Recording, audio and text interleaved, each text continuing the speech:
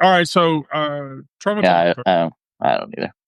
Yeah, right. So Trauma Talk Thursday. So For me, for Trauma Talk Thursday today, we're going to talk about self harm and the effects that self harm has on your emotional state as well as your physical state, as much as your mental, and even further still, if we get to that point, sexual state, because it can affect that. So it's a very popular misconception that people see self harm as being, when you say self harm, people immediately rush to it's an unaliving event. Self harm to the body populace as a whole is okay, that means this person's thinking about suicide and they're going to kill themselves. They're going to unalive themselves. And that's not true. Self harm comes in this degree as much as it comes in this degree. And so, and the reasons that we do it, um, is it could be, um, as minor as I'm smoking a cigarette because I think that smoking a cigarette isn't going to hurt me because I'm trying to cope versus two extra glasses of scotch at night because I just don't care versus cutting, which won't necessarily kill you, versus a full blown, you know, unaliving event that causes you to take the long walk and leave. And so, um, I figure we'll just start at the top of the list and go down. Now, I will tell you that if we start at the top of the list, that means that I'm going to tell the hospital story. Because I have zero issue actually talking about that trauma. The trauma is old and it sucks, and you're going to hate to hear it, but um, so tissue damage and scarring. So repeated self injury creates permanent marks that map an entire viscera of pain. You know, scars form, you get discoloration on your skin, that area becomes sensitive to touch or sensations. There's physical effects that happen because of tissue damage and scarring. And so, and then too, the reminder is itself a shaming emotional effect, um, that you have as a result of incurring that damage to yourself. And so, um, you know, hypertrophic scarring creates, rope like ridges. So if you're a cutter and you cut your arm, there's physical damage that happens there. And so, and it's all because you're trying to cope. So, from my perspective, the start of that journey, the actual start of my self harm journey, started many years ago with my then girlfriend, Karen. And if you read my biography, I will tell you not to. Don't read it. It's a piece of shit. If Miranda posts a link to it in the chat, I'm going to be mad at her because nobody should read that hunker dunkers. Yeah, first I gotta find the link. Right. No, and this is me not telling you to find the link. But anyway, um, that relationship was a profoundly difficult relationship to have. The amount of inherent damage that I did to myself through the process of that relationship and the end of that relationship was life changing. Admittedly, while I was in the relationship, I was drinking a ton. I mean, I was knocking back bottles of Macallan's every week. I'd go through a fifth of Macallan's in the 12 in a week easily. 4 to 8 to 12 fingers a night. So I was already harming myself dealing with the aspect of that relationship. But when the relationship ended, which by the way ended because Karen chose to unalive herself, I did not handle that experience at all well. And so my attention to my mortality became much less. And so I would say between 6 and 7 months after she unalived herself, I found myself going into situations and picking fights with people that were 8 times my size and 5 times as wide. And it all came to a head one night when I picked a fight with more than one person. And that experience led me to break my right leg in 47 places. So, to put that into perspective for everybody, my foot went 180 degrees around to the right, and then 45 to the left and 45 to the right. And then my knee went 45 to the left and 45 to the right. And my hip was taken completely out of joint. So I had visceral breaks all riddled through from my hip to my foot. And I had breaks. And this was you were like in your early 20s when this Yeah. happened? Yeah. And I you're not a contortionist. Nope. Nope. Not a contortionist. And yeah, I was very young. I mean, I was barely over 20 when this happened. And so, um, and again, from an emotional perspective, I literally didn't care. The individuals who were involved in this situation, I literally wanted them to beat me within an inch of my life. Really, just beat me within an inch of my life. Or even go farther than that. If they had gone farther than that, I wouldn't have fucking cared. I really wouldn't have. I was in that much pain. Um, and I want to be clear. A year after Karen unalived herself, her brother, who was my best friend, uh, he unalived himself, drove his car into a ditch on purpose. So all of us were not processing that loss, and all of them. And I spent. Here's the thing. I tell people this. I remember laying in the hospital. I literally was in so much pain. They had me on painkillers, and all I remember was the doctor saying this or this. And I remember looking at the doctor and going like this. And I would tell you that if I could do it over again, I would have told him to cut it off. The amount of pain that I've dealt with after the fact, the spasms, the scarring, the number of surgeries, all of it.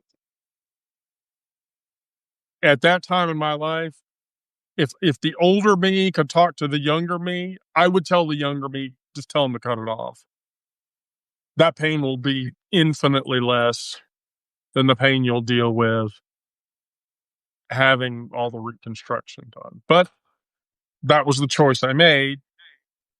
And I spent months in traction. I spent months learning to walk again. Um, you know, did I get better? Yeah. Did it hurt? Oh, fuck yeah. But, from my perspective, that was the closest to actually attempting to unalive myself that I had ever gotten. And that's what happens when you don't cope with these situations. You just don't.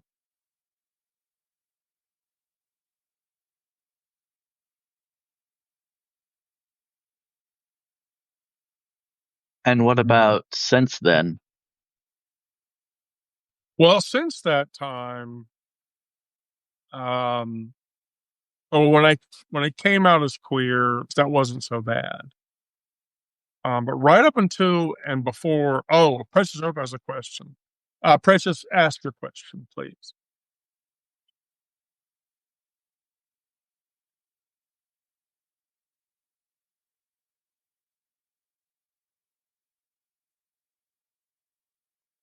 Maybe it's a long question. She's probably typing on her phone, and that Yes, sucks. that takes. It's And then hard if you do the hard to swipe do the thing, chat on the phone. Yeah. So Precious Hope, I'm 53 years old now. This surgery happened over 30 years ago.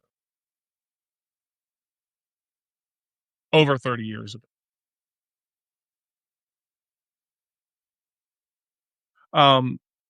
And while I'm waiting for Precious Hope to probably ask the next question, so right up to the time that Precious Hope, no, it's actually gotten worse. The spasms and the pain and it's gotten a little. My sciatic nerve almost permanently stays on fire constantly at all times in my older age. And so, no, it hasn't improved. But So, Wendy, I know that you've had like multiple surgeries then to reconstruct things. In the intervening 30 years, have you had to have additional surgeries or like another hip put in? do you really want me to answer that question? What you answer is up to you. No, I haven't. Have I been asked to? Yes. Have I done it? I thought that was going to be your answer. No, Yeah. no. Have I done it? No. And and and then even further, why haven't I done it? Um,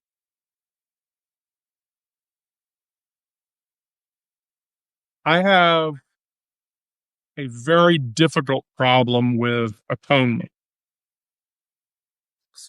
and my ability to atone for the things that I have done is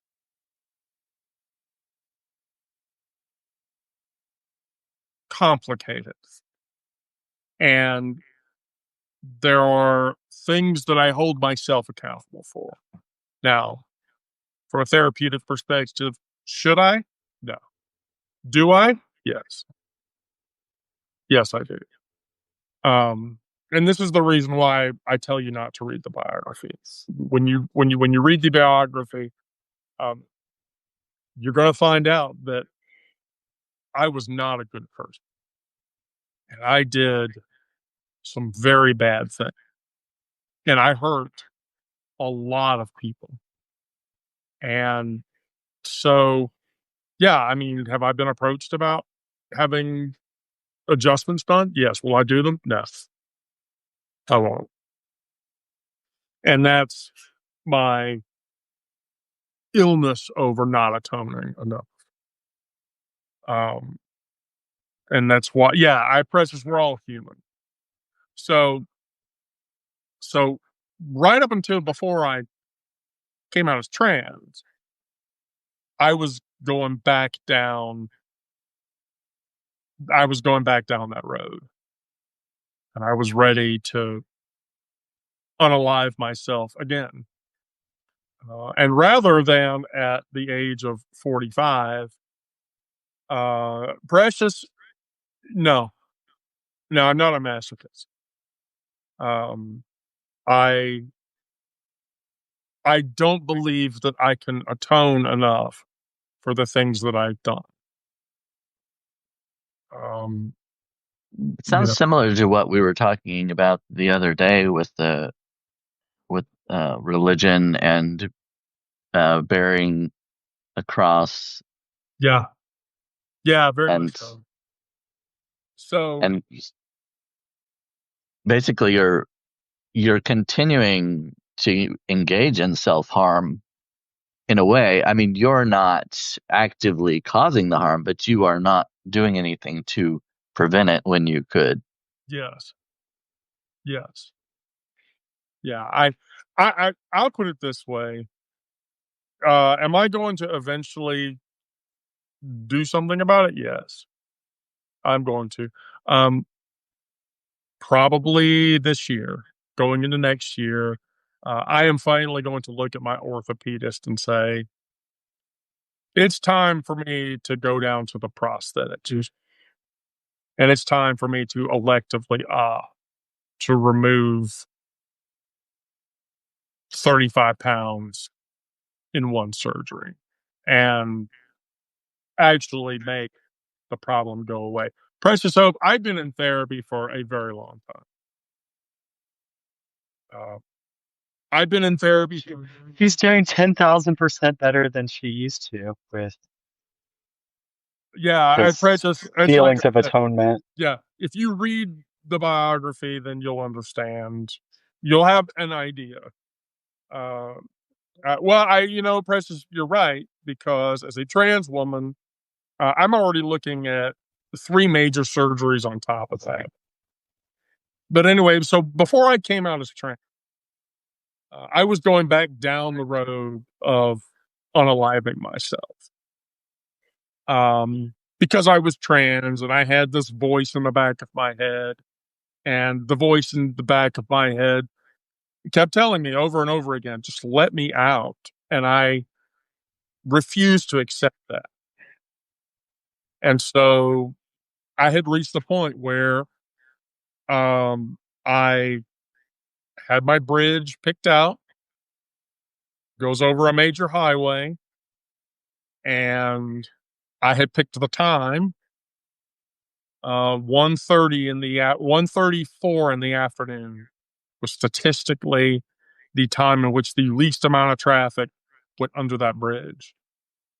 And it was on a major interstate highway. And so, um, over the course of the 2 years before I came out as a trans woman, I, every 3 or 4 months, I'd drive by the bridge, I'd stop, I'd look at a picture of Gizmo, my child,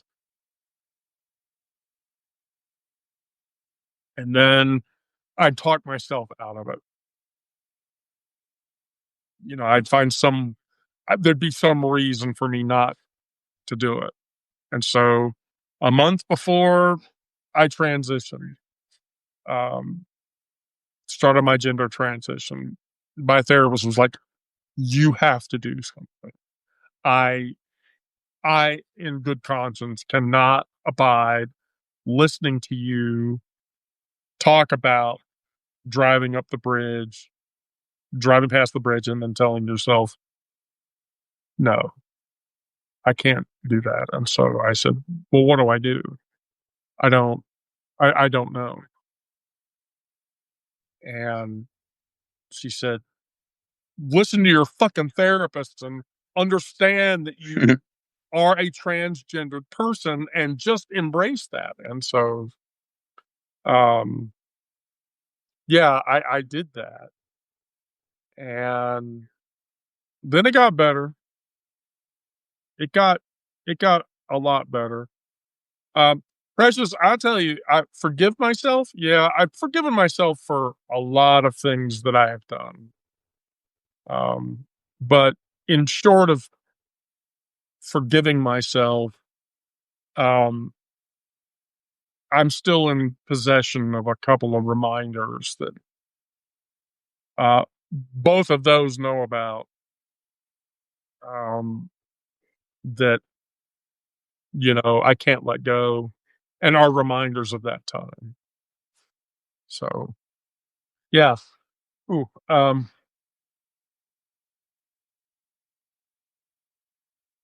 somebody else talk for a minute. I'm about to fall apart. Yeah, okay. So, I had I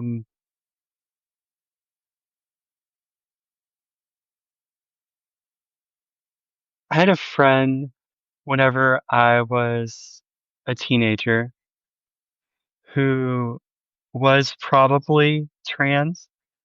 Like looking back, it's easy to see the egg signs, and that's probably a big basis for why we were friends, because we were these two lonely people who didn't feel understood. And um, that person was um, caught cross dressing by their girlfriend at the time. And that story spread around the school. Mhm. And or multiple schools, because it was like I was in uh, a small, like what I think of as a small town, but it was like we were the county seat, and then there were these like really small towns around us, and so like the social cliques were all county wide. But so they succumbed to their shame and self-deleted. Um,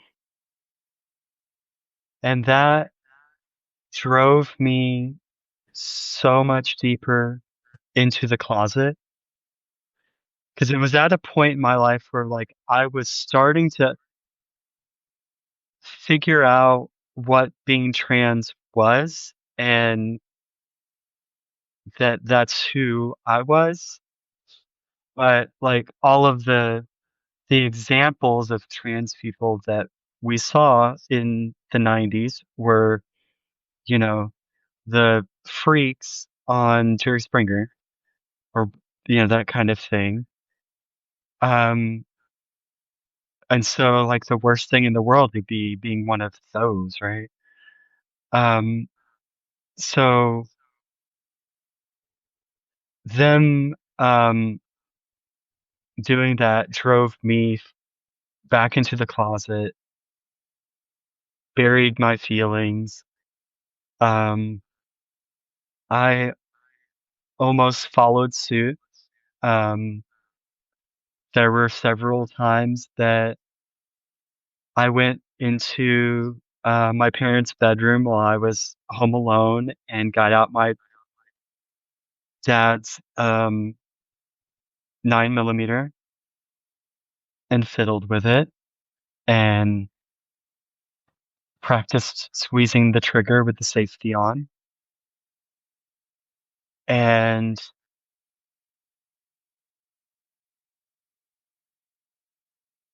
bringing it up toward my head.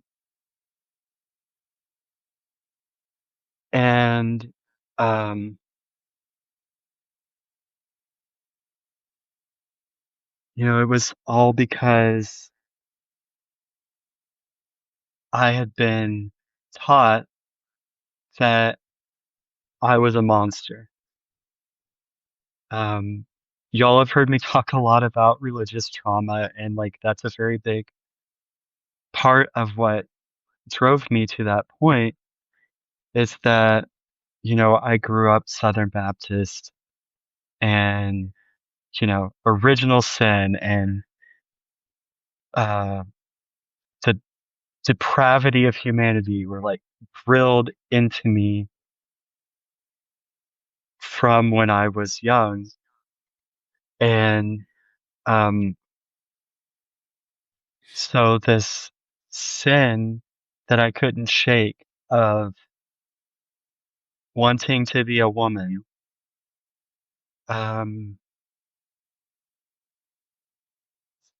must mean that I'm unforgivable.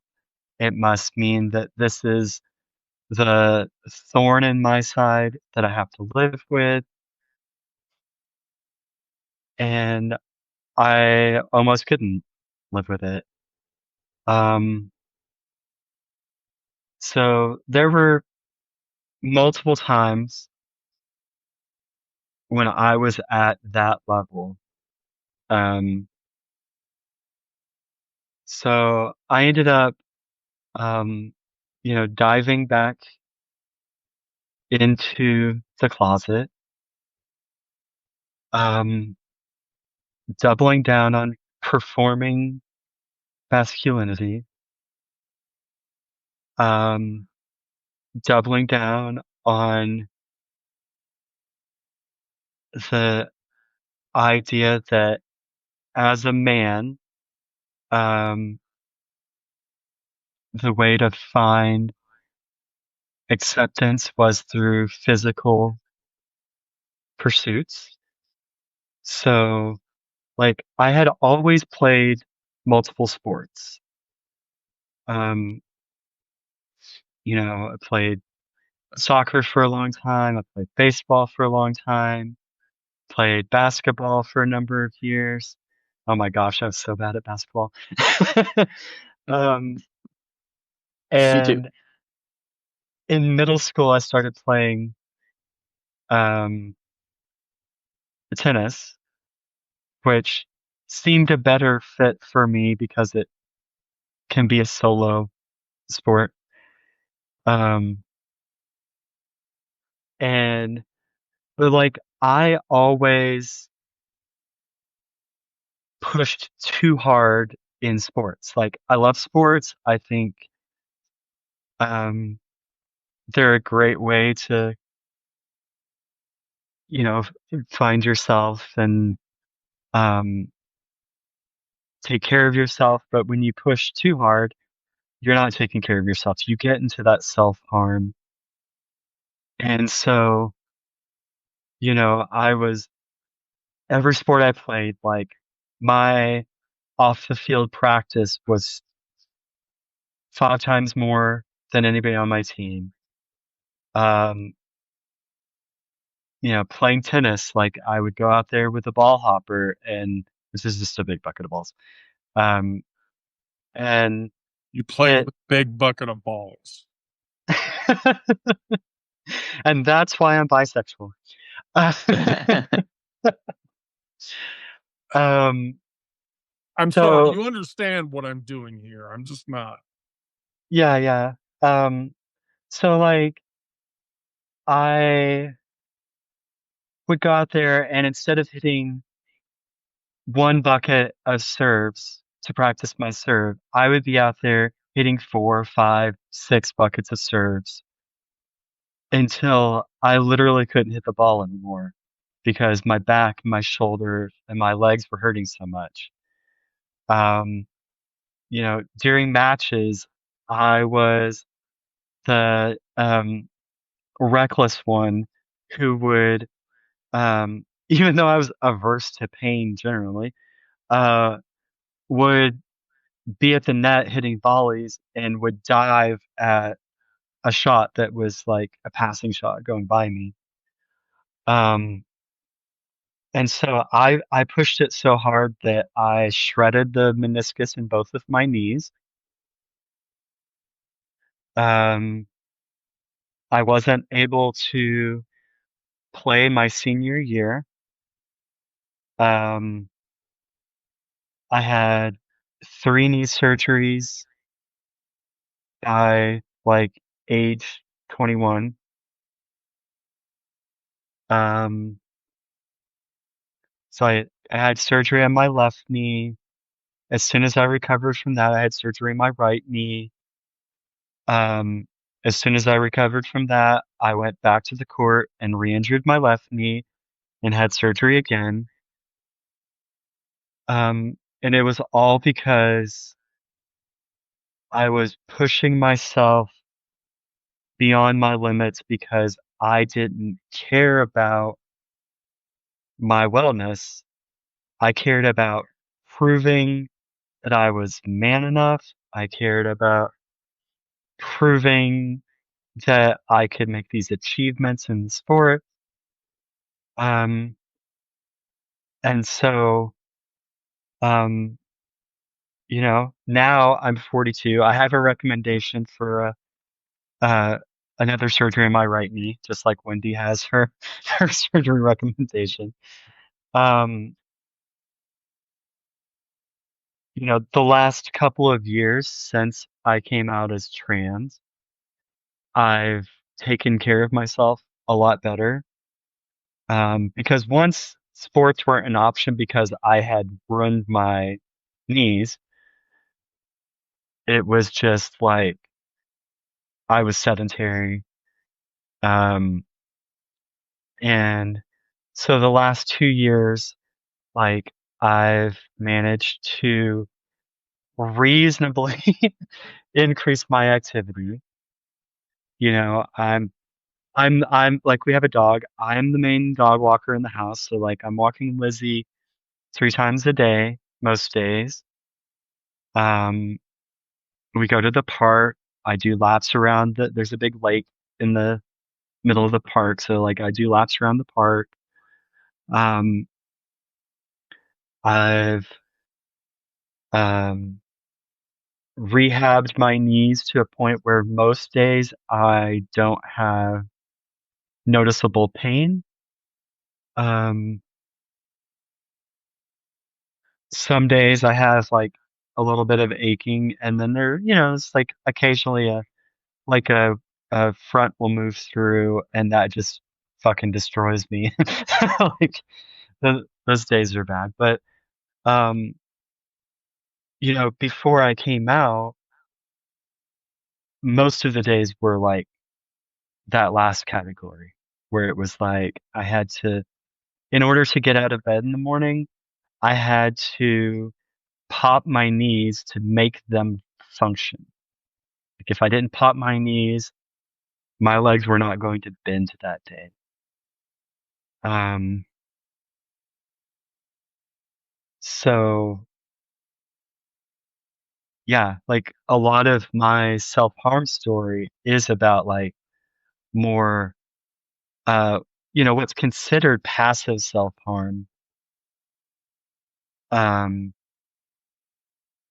because it's not cutting, it's not, um, unaliving attempts, but it's still harmful. It still, um, leaves you in a position where you can't live the life that you deserve to live. Um, at some point in like during my teen years, like I smoked off and on. In my 20s, I picked up smoking as a regular habit, um, knowing full well that that's not good for your body, it's not good for your lungs, but I didn't care. I thought even if I can't, even if I'm not like strong enough, which is like an odd way to put it, but you know what I mean, to squeeze the trigger myself, I didn't think that I deserved to live. And so I was just going to not care. I was going to mistreat my body until it gave up. Yeah. Um, so like when I tell people that as um coming out as trans saved my life, that is true on so many levels. Like it radically changed how I valued my body, how I valued myself, how I valued the idea of living. Um, I spent nearly 40 years not wanting to live. And, now my perspective is I want 40 more years. Like, I want to live. I want to go on adventures with my spouse and our kids. And I want to love people and love myself.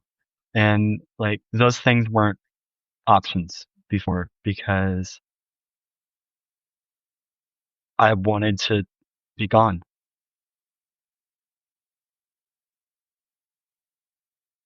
Yeah, I had similar thoughts. I I don't remember a time where I ever physically self-harmed. Um, it was it was all emotional, all depression. And I heard a quote one time that said depression is anger turned inward. I don't know if it's always the case necessarily that it's anger, but I think that is true for me in some instances at least. Kind of mad at myself for being the way I was, for being born the way I was, mad at God for making me the way I was. Let me I'm just And still stop mad you at right. him. Let me stop you right there, Brandon, before you continue, and I want you to continue. Um, yes, you have. have what? Some ways, that still means that you have. Oh, physically? Yeah. Oh, well, yeah. I mean, yeah, your emotions, the depression can really affect you physically as well. Yes. Um,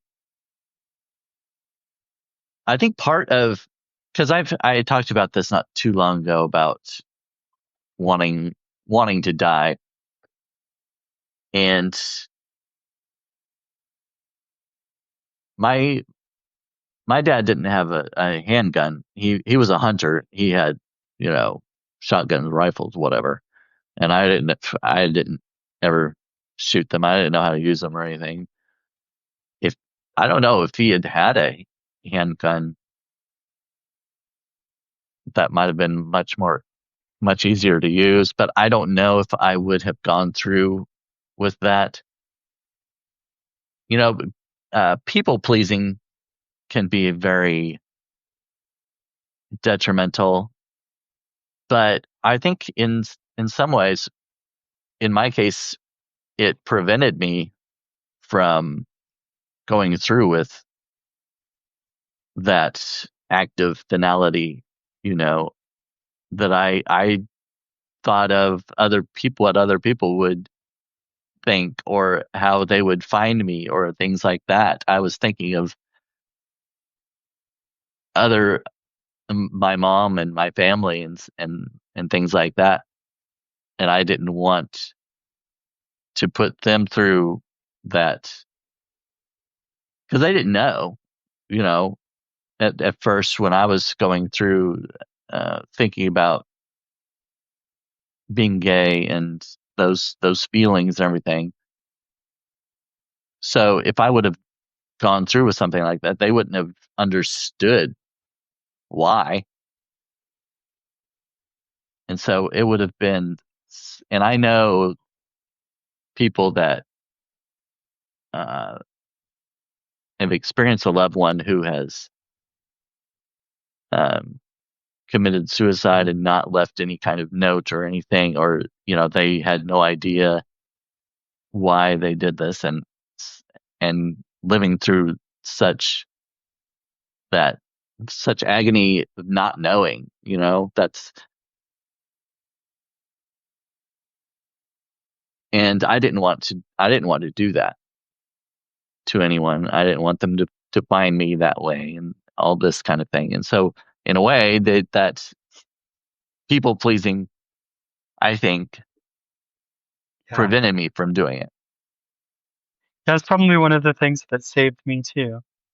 Yeah. Well, Yeah. that was always the talk out point is if I do this, then I can't do this other thing. And I want to reconcile those relationships. And the way I do that is by doing this thing.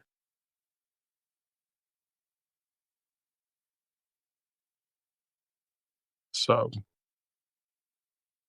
but I mean, Yeah. how did that make you feel, Brandon? I mean, how did you How did you compartmentalize that? Which about wanting to die. Yeah. Um, I mean, it just went on for a long time. The depression, isolating, not feeling I was worthy of any kind of friendships or love or anything, and eventually I got to the point where I accepted myself and uh, was okay with who I was. And that was the major turning point, and not caring so much about what other people thought. It's not about them. It's not their life. They're not living this life. Yeah. I'm the one that has to deal with this. Oh, I can't make them happy, be performative for them. I've said this before from a political perspective, but as much from a therapeutic emotional perspective, the same thing applies. In that the only thing that you have to be performative for is what is in your parochial circle. We all behave parochially. We, as human beings, we generally do, we fall into patterns. I go to the same Starbucks. I go to the same grocery store. You know, I eat at the same restaurants. I, you know, when it's date night and she's taking me out and she says, "Where do you want to go?" And I'm like, where I want to go. I want to go to my Italian place where the people who are in there tell me my dress looks cute and or address me and gender me correctly or those kind. And so that's as performative as any of us needs to be. If you live in that circle, whatever is in that circle, that's the way that you are able to handle that. The problem is that when you're in the closet or you're living in denial or you don't accept that you're a woman inside or that you're gay inside or that you're, you know, whatever other orientation or gender inside, means that you can't move around that circle. That's the thing. That's the thing. The circle becomes part of the closet Right. and part of the locks on the door. Right. And I'm not saying I don't care at all what other people think, because there is still that, I think it's always going to be there that I care somewhat what people think. Well, I think we all act differently in different environments, different situations. Sometimes that's for safety. We might go into a place and realize that if you are completely the way that you feel like being, that may not be advisable. And so we, might, in my case, tone it down or whatever. I I love the movie. I hate how it ended, but I love the movie Brokeback Mountain. Yeah. Yeah. Enos tells it, if this thing takes a hold of us at the wrong place and the wrong time, we're dead. That's all. Yeah. That's what. And yes, that's exactly true. That's Yeah. true. Um, Gizmo lives up in Kennesaw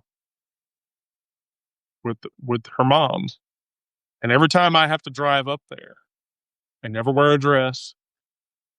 I always wear a pair of leggings and tennis shoes and something ambiguously gendered I never wear my hair. I never do my makeup. I put on my headscarf. And if I'm really feeling insecure, I don't shave for 2 days because that town is not conducive to Yeah. being. So boy moding is Yes. safer. I literally boy mode it as much as I can against all of the estrogen therapy I've been through. Yeah. You know, I tighten up my bra, you know, that whole bit because my safety is more important. Yeah. And sometimes it's not so much about safety. Like when I'm around certain family members and everything, I don't wear any makeup. Sometimes I take my earrings out and that kind of thing. And those are small things, but I just don't want to deal with comments and things like that. It's just, and it's not, those things aren't, I don't know if they're not essential to who I am. I enjoy them, but going without them in certain situations, it doesn't make me feel bad. And I can go without it for the day or whatever. But yeah, so yeah, there is still a little bit of the people pleasing, but it's not as much the people pleasing as I just don't want to deal with the turmoil and the backlash and things like that. And like, I'll just avoid it. Well, why would you want to confront that? You Right. didn't But have. some people they would be like, I'm going to do this no matter what they think. And I'm going to do this no matter what, we'll get into it. I don't care. Well, I'm not that type of person.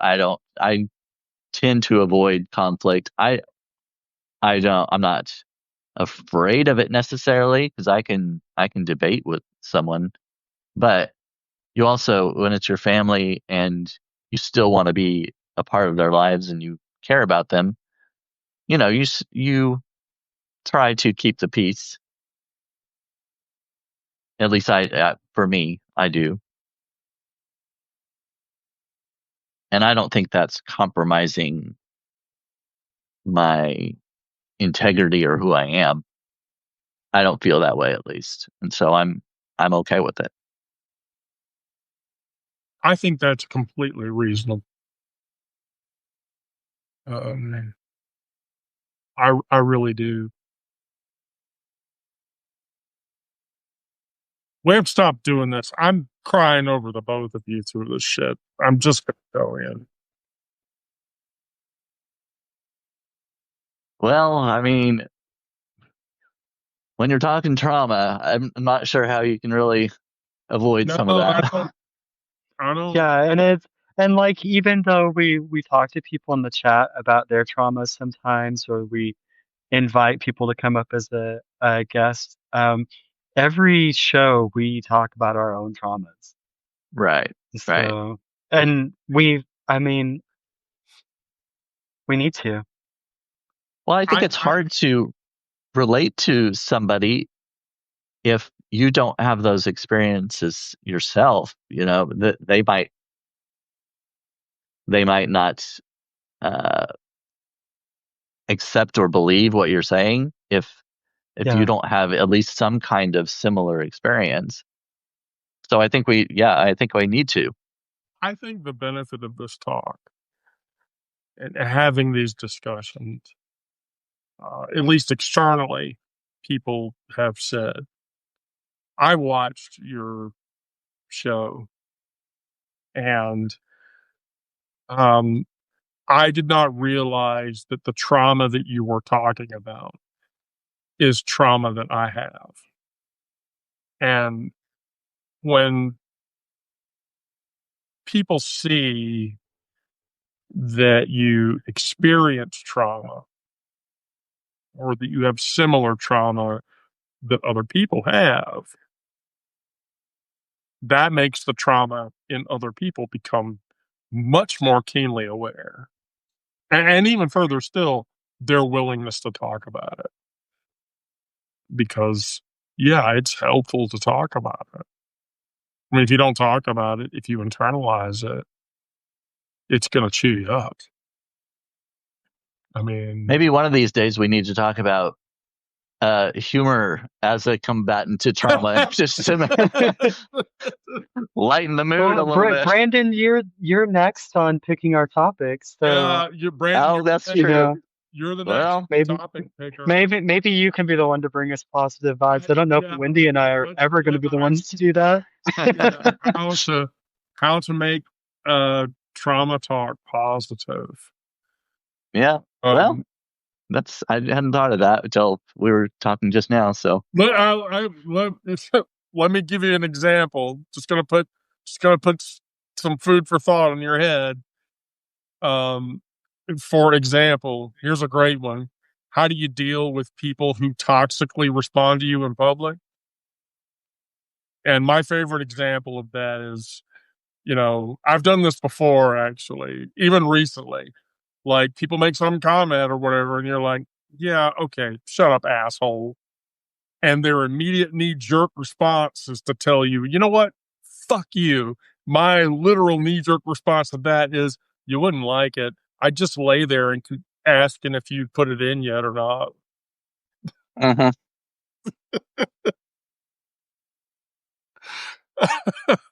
Oh, yeah. And I should point out that um, I said this in the chat.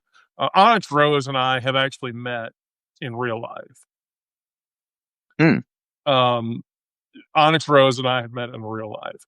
And it's sad that I have to bring this up, but about 5 years ago, there was a person in the community. Katie was her name, and she was a real strong member in the community. And so Onyx and I were going to the same support group, trans queer support group. And Katie was in that group. And Katie sort of lived in a world where the trauma that she was experiencing because of her age came from her family. And that trauma reached a terminal level. And then Katie didn't see another way out. And she took the long walk. And she unalived herself. And, myself, I was very affected by it. My friend Sasha was very affected by it. Um, you know, Other girls that we knew in the community, a girl named Nala, um, my friend Cece, we were all like blown away by it and couldn't deal with it. And so it culminated in a, you know, Onyx is a worthy follow. Onyx, we should. Oh, yeah, that's right. Katie's dad was the one that unalived her. It wasn't self-inflicted, and so that's the and then turned the gun on himself, and that's how disaster. Onyx, we should talk after this. We should really talk after this, because honestly, we should collaborate or something. Miranda, you know what I'm going to talk about. But anyway, so yeah, and so that culminated, and I still have the pictures from the here. I will dig one up and show everybody said photograph from said activity, because I know I have it. I may even have a picture of Onyx. Wait. Onyx, do I have permission if I have a picture to show a picture of you? Um, always ask.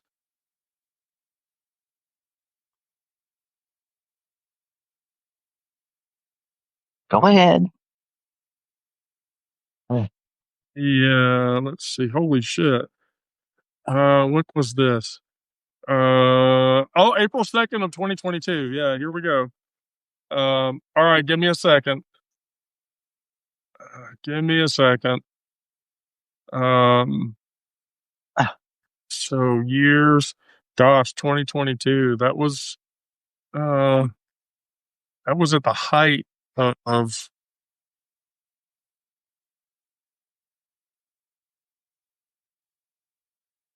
I'd let the cat out. yeah, here we go. So impatient. Yeah, oh, horribly impatient. Oh, here we go. All right, so there's the picture of Katie from the event at Morgan Falls. Ignore my notifications, by the way. So Wendy and I are getting the same notifications. yeah, right, yeah. You're in a group chat. So I like Katie was really. I thought she was very beautiful. And so um, there's my friend Ash, from the event, and then gosh, I thought I had a picture of Onyx. I might still though. Let me just see. So this was April of 2022. Uh, let's see, April. Well, I'm just gonna actually manually look.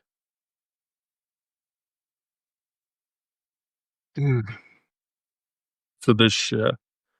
Um, gosh, we were having such fun back then. April 2nd was the date of the event. Because I was sure I took a shit ton of pictures that day. Maybe I only took the 3 or 4, but I was pretty sure I took more. No, that was really so the same day of that event, here's my friend Quincy, who, oh my God, see how hot and attractive she looks? Not an ounce of surgery and no hormones. Um, so holy shit. Yeah, right. I takes me back. But yeah, but Onyx and I are familiar with each other from, so it wasn't 5 years ago, it was 3.5 years ago. Wasn't that long. But anyway, so um wow. Weird interconnections that happen. But yeah, Katie's dad basically killed her and then himself. And, you know, and it was all over the fact that Katie was trans, which was a very difficult thing to compartmentalize and deal with. It was really hard. So, whew. Anything to close, Brandon? Well,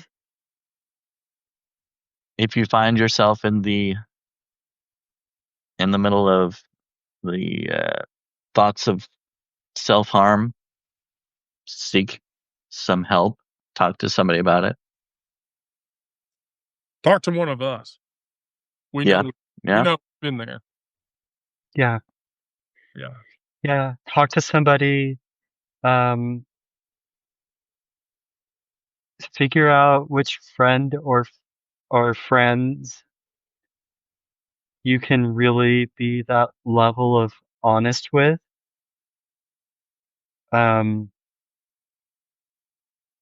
Someone who's going to be there to listen and to lift you up and not to shame you for your self-harm or shame you for feelings of depression.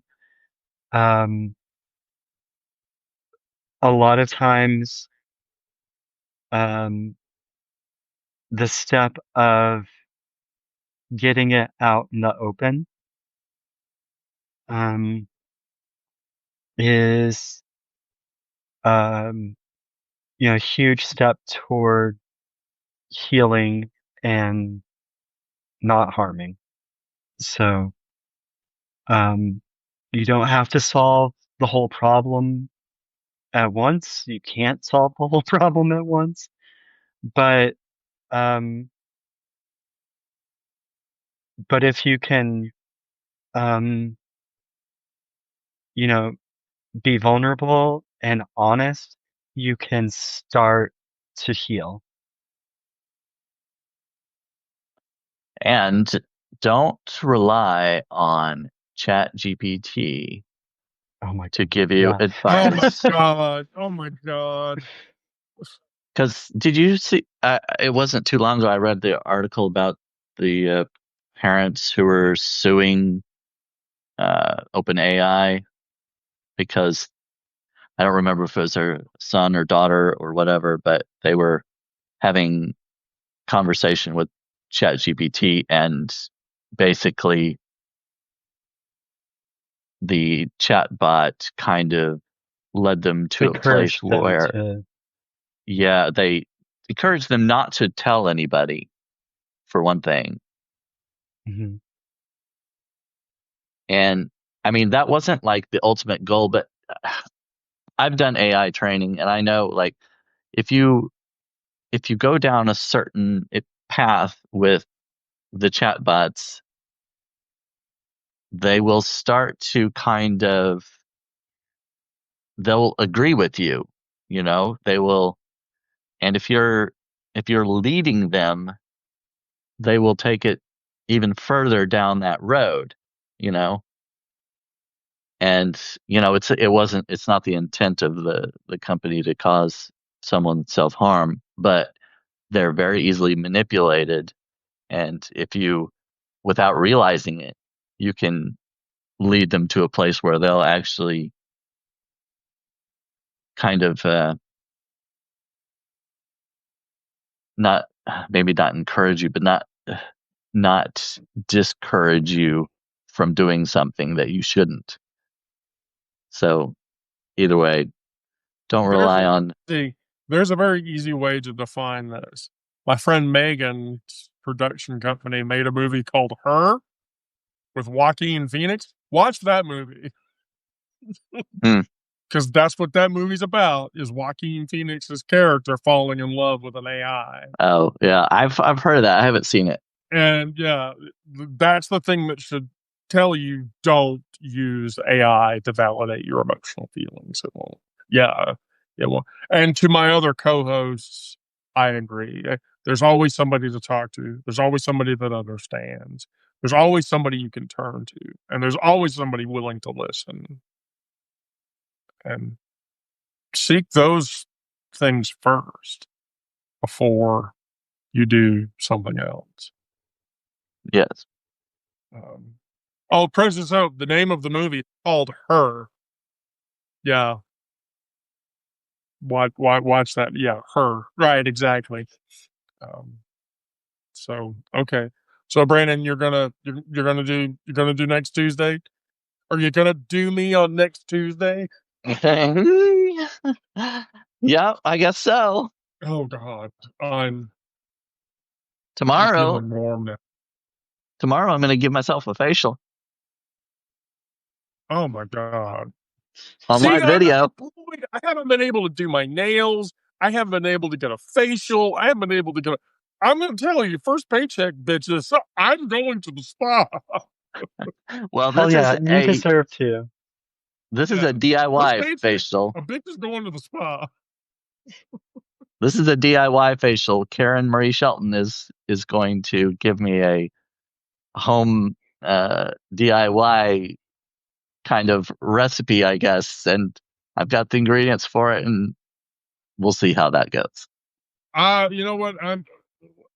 I'm just telling you, when we do WendyCons in KC next year, I guarantee you one part of that is all of us are going out to the salon. Oh gosh. Yeah, we're all going out to the salon. Because All right. that's happening. WendyCon in Kansas City next spring. It's happening. It's happening. So, all right. Well, cool. Well, Brandon, thank you as always. Miranda, the same. Yeah, I probably not, Ted. I mean, I've talked to her a bunch. I have a fair idea. So, all right. Well, thank you both. Thank you, everybody else. Next Tuesday, 1:00. Promise, 1:00. By the way, promise, 1:00 on Tuesday. Promise. All right. Thank you both. Thank you, everybody. Bye. Bye.